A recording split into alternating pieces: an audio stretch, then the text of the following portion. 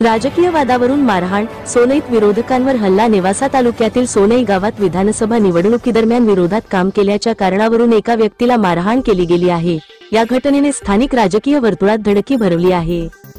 जानेवारी 17 रोजी फिर्यादी अनिल अंबादास तांदळे हे घरात असताना विकास कैलास तांदळे आणि शिवाजी सुदामदेव तांदळे यांच्यासह 2 अनोळखी व्यक्ती त्यांच्या घरी आले. त्यांनी विधानसभा निवडणुकीत आमच्याविरुद्ध काम का केले अशी विचारणा करत लाथाबुक्क्यांनी मारहाण केली आणि धमकी दिली.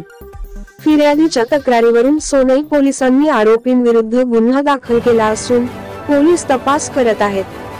या प्रकरणात सहाय्यक पोलीस निरीक्षक विजय माळी यांच्या मार्गदर्शनाखाली पोलीस नाईक बाळासाहेब बाचकर तपास करत आहेत.